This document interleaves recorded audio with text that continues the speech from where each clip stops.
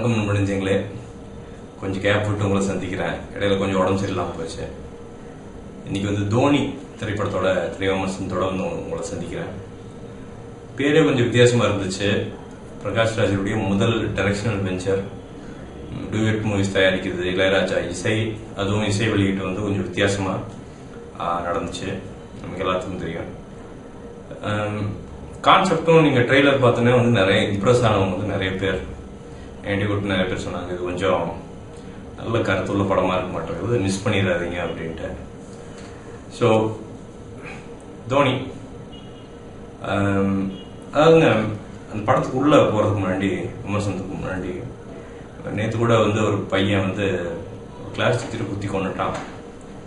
நீ காலைல நியூஸ் பார்த்தா 4 காலேஜ் பசங்க சேர்ந்து ஒரு பொண்ணை ரேப் பண்ணிட்டாங்க. இத்தனைக்கும் அந்த பொண்ணு வந்து 6 பேர் தோழி, 4 பேருக்கு மேலே. ஆக என்ன எஜுகேஷன் சிஸ்டம் நம்மகிட்ட இருக்குது அப்படிங்கிறதே வந்து ஒரு பெரிய கேள்விக்குறி தான். ஏன்னா எஜுகேஷன் சிஸ்டம் அப்படிங்கிறது மனிதனை பண்படுத்த வேண்டும், அதான் அதோட பேஸு. அதுக்கப்புறம் தான் நாலேஜ் வளர்றது எல்லாம். நாலேஜ் ஒரு சர்டன் பர்சன்டேஜ் வளரும் அப்படின்னு வந்து பேரண்ட்ஸ் எதிர்பார்க்குறாங்க. பட் அது பேஸ் வந்து அந்த பண்பு, மனித பண்பு, அதெல்லாம் வளரணும் அப்படின்னு. ஆனால் எந்த மனித பண்புமே வளர்க்காத ஒரு காம்படிஷன் ஸ்டைலில், எப்படின்னா நீ அவனை மிந்தினா நீ ஜெயிச்ச, நீ அவனோட சம்பளம் நிறைய வாங்கினா நீ ஜெயிச்ச அப்படின்னு சொல்லி கொடுப்ப.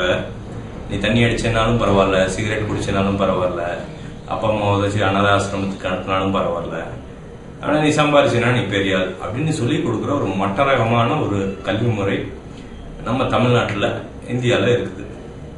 இதை சாடக்கூடிய ஒரு படம் தான் வந்து தோனி. அப்படிங்கிறப்பவே வந்து உங்களுக்கு தெரியும், ரொம்ப வந்து ரெஸ்பான்சிபிளான ஒரு விஷயத்தை வந்து பிரகாஷ் ராஜ் பண்ணியிருக்காரு அப்படின்ட்டு. பிரகாஷ் ராஜ் கிட்ட எனக்கு ரொம்ப பிடிச்ச விஷயம் என்னன்னா, எதையுமே தைரியமா போட்டு உடைச்சிருவார். ராஜ் டிவியோட ஒரு பட்டிமன்ற மாதிரி வச்சதுல எனக்கு தெரிஞ்ச ஒரு 1.5 வருஷத்துக்கு முன்னாடி நினைக்கிறேன், ரொம்ப ஓப்பனா சொல்லியிருப்பாரு. பார்த்தீங்கன்னா, நடிகர்கள் நீங்க ஏமாத்தி காசு சம்பாதிக்கிறீங்க, மக்களை தொப்புல காட்டி நடிகை ஆட விடுறீங்க, பொண்ணை ஆட விட்டுருவீங்களா, ரொம்ப ஓப்பனா கேட்டிருப்பாரு. அதெல்லாம் வந்து டைரக்ட் கொஸ்டின்ஸ். எந்த நடிகனும் வந்து பதில் சொல்ல முடியாது, எந்த தமிழ் நடிகனும் பதில் சொல்ல முடியாது, யாராவது இருக்கட்டும். ஸோ ஒரு அந்த 5% ஜென்யூன் பீப்புள் தமிழ் சினிமாவில் அப்படின்னா, அந்த 5% ரொம்ப முக்கியமானவங்க அப்படின்னா பிரகாஷ் ராஜ்.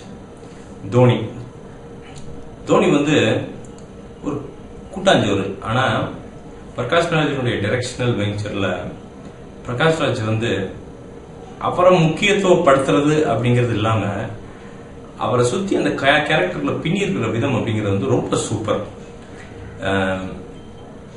அவங்க அப்பா, அதாவது அந்த அப்பா ரோல்ல வந்து அந்த சுப்பிரமணியம் அப்படிங்கிற அந்த ரோல்ல வந்து வாழ்ந்திருக்காரு. ஏன்னா அந்த பையன்கிட்ட காட்டுற அந்த அன்பாகட்டும், பொண்ணு வந்து ஒரு ஏஜ் அட்டன் பண்ணும் போது பூரிப்பா இருக்கட்டும், ஒரு இன்னொரு பக்கத்து வீட்டு பொண்ணு வந்து தப்பான பொண்ணு அப்படின்னு நினைச்சப்ப தன்னுடைய பொண்ணு அங்க போறத வந்து தடுத்து கூட்டிட்டு வர்றதாகட்டும், ஒரு ஆபீஸ்ல போய் உட்காந்துட்டு பேச அரட்டையாகட்டும், ஊறுகாய் விற்கிறப்போ குழஞ்சு இது பண்றதாகட்டும், ஒரு வட்டி வாங்குறப்போ கெஞ்சறதாகட்டும், எல்லாமே ஏதாவது அவரை வந்து பிரகாஷ் ராஜா நம்மளால நிச்சயமா பார்க்கவே முடியாது. அதை நிச்சயமா சொல்லலாம். நிறைய கைதட்டல்கள் படத்துல, அது வந்து அந்த படத்தினுடைய வெற்றிக்கு சாட்சி அப்படின்னு சொல்லலாம். கூட்டம் கம்மியாக தான் இருந்தது, ஏன்னா பெரிய பப்ளிசிட்டி இல்லை. என்ன ஒரு வெகக்கேடான விஷயம்னா, எந்தெந்த டப்பா படங்களுக்கெல்லாம் தான் பப்ளிசிட்டி பயங்கரமா பண்ணப்படுது. ஸோ கூட்டம் ஆட்டோமேட்டிக்காக வந்துடுது. ஆனால் இந்த படம் வந்து எனக்கு தெரிஞ்சு முதல் நாள் கம்மியாக ஆரம்பிச்சு கடைசி நாள் பிச்சுட்டு போகிற படம். இது அப்படி டைப்பு. இனி வர்ற நாட்களில் வந்து ஞாயிறு திங்கள்லாம் பார்த்தீங்கன்னா, இந்த வர்ற சனி ஞாயிறுகளில் நிச்சயமா கூட்டம் குடும்பமா கூட்டம் போகும் அப்படிங்கிறதுல எந்த சந்தேகமே இல்லை. ஒரு அழகான ஒரு பையனுக்கும் அப்பாவுக்கும் நடக்கிற ஒரு சண்டை. அதாவது பையனுக்கு படிப்பு வராது, அப்பா வந்து படிக்கணும், பையன் பெருசாக ஜெயிக்கணும் அப்படின்னு நினைக்கிறார். பையனுக்கு கிரிக்கெட் தான் வரும். கிரிக்கெட் அலைகிறான்ட்டு என்னென்னமோ முயற்சி பண்ணி அவனை டைவர்ட் பண்ண பார்ப்பாரு. கடைசியில் பார்த்தா அந்த முயற்சி பலனளிக்காம போகும். அப்போ ஒரு எக்ஸ்ட்ரீம் லெவல்ல போய் அடிச்சிருவாரு. அப்போ வந்து அந்த பையன் ஒரு ஸ்டேஜுக்கு போயிடுவான். அதுல இருந்து எப்படி அந்த பையனை மீட்டு வந்து எப்படி சொசைட்டியை ஃபேஸ் பண்றாரு பிரகாஷ் ராஜும் சரி, அந்த பையனும் சரி, அவங்க குடும்பமும் சரி, எப்படி ஃபேஸ் பண்ணுது அப்படின்னு. இதுல என்ன பியூட்டி அப்படின்னா, இந்த படத்துடைய பியூட்டி, அதாவது வெறும் ஒரு 3-4 கேரக்டர்ல சுத்தியே வச்சுட்டு அவங்களுக்கு மட்டும் அந்த டைலாக்ஸ் எல்லாம் கான்சென்ட்ரேட் பண்ணி ரொம்ப சூப்பரா கைதட்டல் வாங்குற டைலாக்ஸ் வச்சுக்கிட்டு, சைட்ல இருக்கிற கேரக்டர்ஸ்க்கெல்லாம் வந்து சும்மா ஓரளவுக்கு ஏவரேஜான, ஒரு நார்மல் படத்துல அப்படிதான் இருக்கும், ஏவரேஜான டைலாக்ஸ் வச்சுட்டு அப்படிலாம் இல்லை. ஒவ்வொரு கேரக்டருக்குமே டைலாக்ஸ்கள் வந்து ரொம்ப சூப்பரா இருக்கு. ஒரு இந்த கந்து வட்டிக்காரராக இருக்கட்டும், அவர் வந்து ஒரு சீன்ல வருவாரு, வந்துட்டு சொல்லுவாரு எப்படி நீ சொல்லலாம் போலாம் அப்படின்னப்போ, அதாவது நமக்கு நிறைய விஷயங்கள் நமக்கு யோசிக்க தோணும். அதாவது குருவையில இருந்தாலும் சில விஷயங்கள்ல வந்து சிலவங்க ஸ்ட்ரிக்டா இருக்கிற மாதிரி தெரிஞ்சாலும், ஒரு லெவலுக்கு மேல வந்து எல்லாருமே மனிதர்கள், ஹெல்ப் பண்றதுக்கு வந்து துணிஞ்சவர்கள் அப்படிங்கிற ஒரு ரொம்ப பாசிட்டிவான படங்க. இந்த படம் வந்து ரொம்ப ரொம்ப பாசிட்டிவான படம். அதாவது நடக்காது முடியாது அப்படிங்கறதுல தூக்கி உதறி வீசிட்டு நடக்கும் முடியும் அப்படிங்கறது வந்து நிறைய தான் திருப்பி திருப்பி சொல்றதுனாட்டிக்கு பாக்குறதுக்கே வந்து ரொம்ப சந்தோஷமா இருக்குதுன்னு சொல்லலாம். படம் ஃபுல்லா அந்த கந்துவட்டி கேரக்டரா இருக்கட்டும், தலைவாசல் விஜயா இருக்கட்டும், இன்னொன்று அவங்க பொண்ணு பக்கத்து வீட்டுக்காரியா வர்றாங்க அவங்க கேரக்டர் ஆகட்டும், அந்த சின்ன பொண்ணு பூரி ஜெகன் பையன் கூட வர்ற அந்த பொண்ணு அந்த கேரக்டர் ஆகட்டும், எல்லாமே சரி, பிரம்மானந்த் ஆகட்டும், எல்லாருமே வந்து ரொம்ப ரொம்ப அழகா பண்ணியிருக்காங்க. ஆனா நெருடர்கள் என்னன்னா, தமிழ் தெலுங்கு ரெண்டுக்கும் சேர்த்து காமனா சீன்ஸ் எடுத்திருக்கிறாங்க. ஸோ அதுல வந்து எப்படின்னா லிப்சிங்க் இல்லை வழக்கம் போல.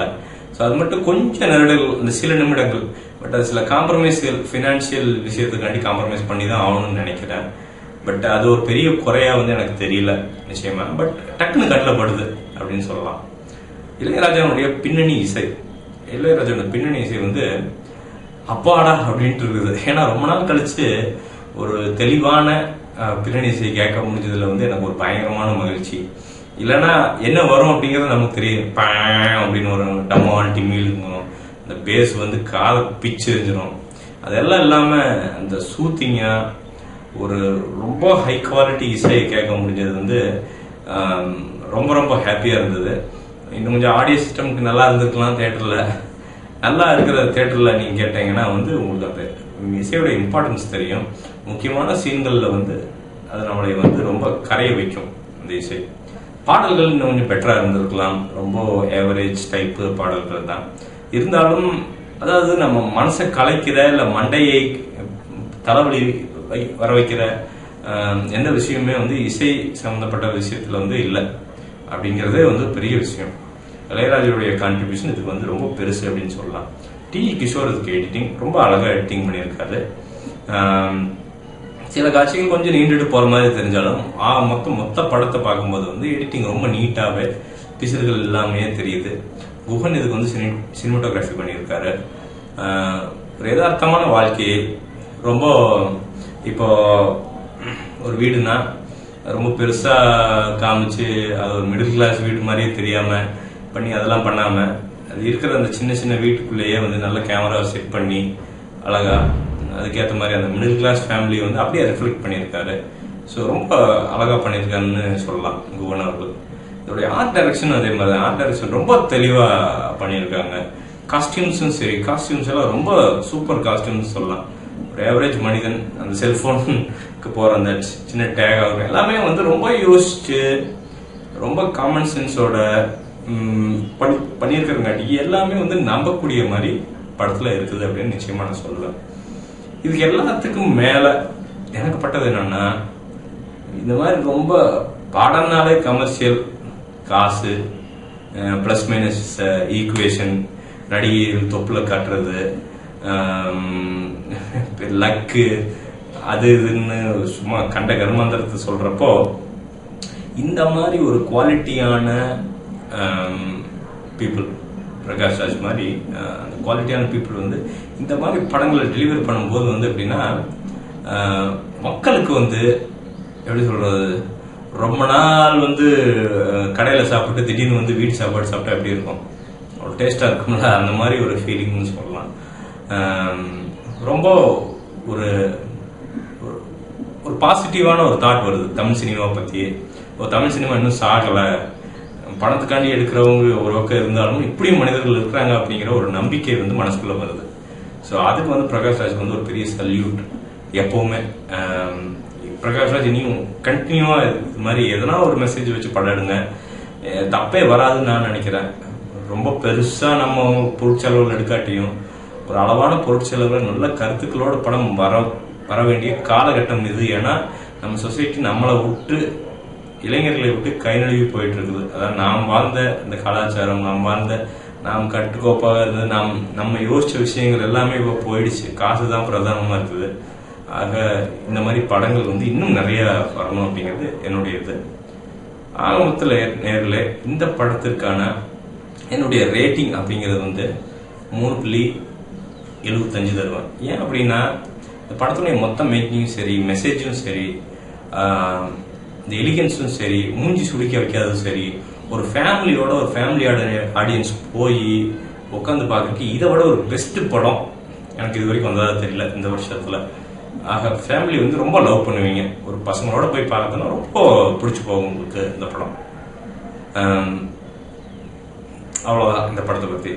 இந்த படத்துக்கு வந்து எனக்கு நான் ஒருத்தங்களுக்கு தேங்க்ஸ் சொல்லியே ஆகணும். fuloncinema.com அப்படின்ட்டு அவங்க நிறைய சினிமா சம்பந்தமான விஷயங்கள் பண்ணிட்டு இருக்காங்க. அவங்க வந்து ஜெனரஸா வந்து இந்த படத்திற்கான டிக்கெட்டுகளை வந்து எனக்கு ஸ்பான்சர் பண்ணாங்க. ஸோ இனி வரும் படங்களுக்கும் அவங்க ஸ்பான்சர் பண்ணுறேன்னு சொல்லியிருக்காங்க. ரொம்ப சந்தோஷம். ஏதோ ஒரு சின்ன ஹெல்ப் வந்து அவங்க பண்றாங்க அப்படிங்கிறது வந்து அவங்களுக்கு சின்ன ஹெல்ப்பா இருக்கலாம், அது எனக்கு வந்து நிச்சயமா பெரிய ஹெல்ப் தான். அதுக்கு ரொம்ப நன்றி. உங்கள் கருத்துக்களை கமெண்ட்ல பதிவு செய்யுங்க. இந்த வீடியோ உங்களுக்கு பிடிச்சிருந்துச்சுன்னா கீழே லைக் பட்டன் இருக்குது, லைக் பண்ணுங்க. இந்த சேனலுக்கு நீங்க சப்ஸ்கிரைப் பண்ணலைன்னா மேல சப்ஸ்கிரைப் பட்டன் இருக்கு, சப்ஸ்கிரைப் பண்ணுங்க. வேற என்ன கருத்துக்கள் ஏதாவது இம்ப்ரூவ்மெண்ட் பண்ணணும் அப்படின்னாலும் தயவு செஞ்சு ஷேர் பண்ணுங்க. எப்பவுமே உங்களுக்கு கருத்துக்களை கேட்க ரொம்ப ரொம்ப ஆவலா இருக்கிறேன். இனி வரும் காலங்களில் வந்து விடாம வந்து விமர்சனங்களை பண்ண முயற்சி செய்யறேன். மீண்டும் ஒரு விமர்சனம் இல்லாட்டி முன்னோட்டத்துடன் வெகு விரைவில் உங்களை சந்திக்கிறேன். நன்றி, வணக்கம்.